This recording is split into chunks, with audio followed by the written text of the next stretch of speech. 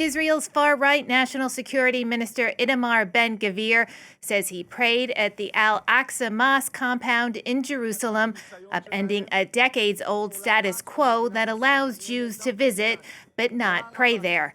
Afterwards, Prime Minister Benjamin Netanyahu said in a statement that Israel's policy has not changed and will not change. Gvir said he prayed for Israel's victory over Hamas in Gaza and for the return of the Israeli hostages still being held by the militant group. This comes as hospital officials in Gaza say another 23 Palestinians seeking food were shot dead by Israeli forces. For more on this, I'm joined by our foreign affairs editor, Kethevane Gorjestani. Welcome back. So tell us why this move has caused so much controversy. Well, the Al-Aqsa Mosque compound, first of all, is the third holiest site for Muslims. And so it is a very important site in itself. And you mentioned the status quo agreement. This is an agreement that dates back to the late 60s. And it states that the compound is administered by this Jordanian religious foundation, the Waqf, and under that agreement, Jews and other non-Muslims are allowed to go and visit that site, but they are not to pray on that site. Now, that's exactly what Itamar Ben-Gvir did. You have to know that in the past, especially in the past few years, there have been other incidents involving Jews coming there and reportedly trying to pray. There was a sort of a little bit of an acknowledgement or a tolerance if it was done a little bit secretively. But this is the first time that Itamar Ben-Gvir does it so blatantly, so openly, leading 1,200 other people there, bringing the cameras and stating himself that he has prayed there. And so that is what really caused this outrage from Muslim leaders and Arab leaders, the first one being the Jordanian foreign ministry, of course, because the Jordanians are the one administering that compound. The Jordanians calling it a violation of international law, an unacceptable provocation, a reprehensible escalation, and they insisted that Israel has no sovereignty over that compound. This, of course, hinting at the fact that not only did Itamar Ben-Gvir go there and pray there,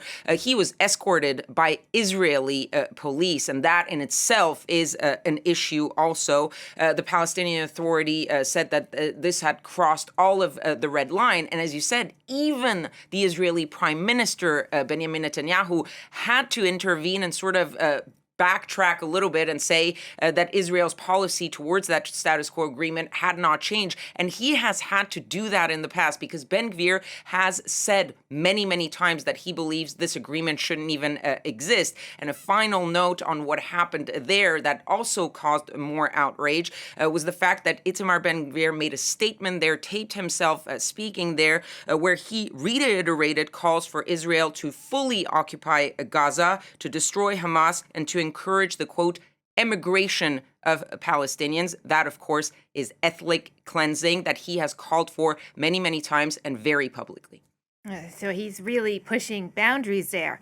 Not only that, but in recent days, there's been now several videos released from Hamas showing the Israeli hostages that Ben-Gvir is so keen to get back in dire condition, sparking those protests. Has there been any movement on that front about getting them back? And what has the Prime Minister said?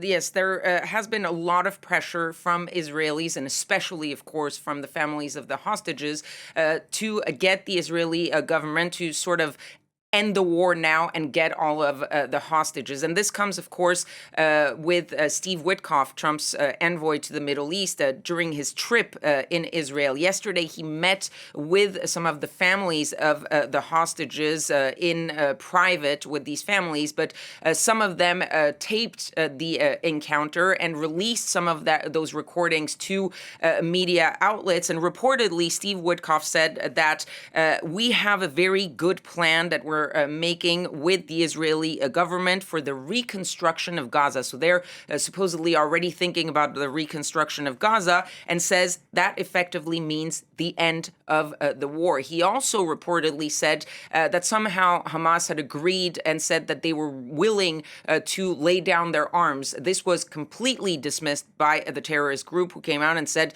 absolutely not. We will not give up our arms until there's an independent, fully sovereign Palestinian state. This comes as the Israelis, with the help of the United States, seem to be pushing even more so towards this all or nothing strategy and negotiation.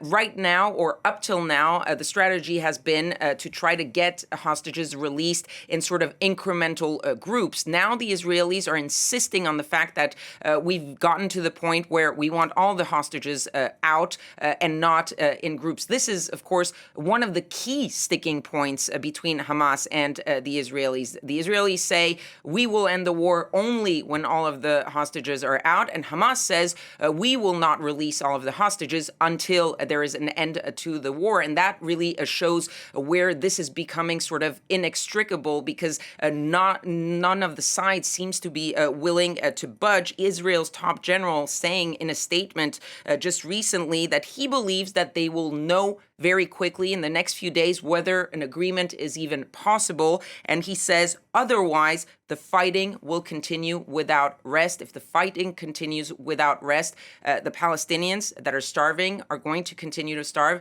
And the 20 live hostages that are currently being held in Gaza will also, as we've seen on those videos, continue to starve and continue to have their lives in jeopardy. Yeah, it seems like there's no good options at the moment. Kethevane, thank you so much for joining us. That's International Affairs Editor Kethevane Gorjestani.